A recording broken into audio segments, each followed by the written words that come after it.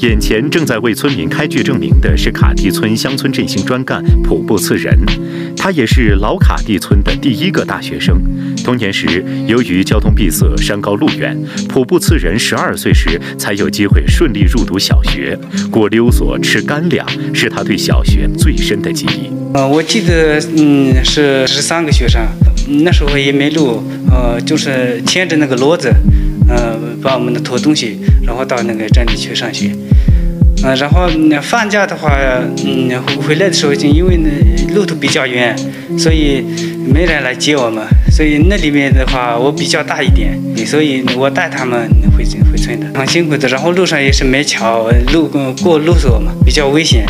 幸运的是，现在的卡地村的孩子们求学路再也不用那么艰辛了。我上学也是特别方便，那个村里都有那个幼儿园，然后小学的话就到镇里去上，就是10几分钟都可以到。中学的话到县里去上，也是1个多小时就可以到了。原先的话就我1个大学生，现在的话算我的话就是21个大学生了。如今的卡地村教育、医疗、卫生等各方面条件明显改善，基础设施建设和配套产业发展不断完善，村民们过上了安居乐业的幸福新生活。抖音。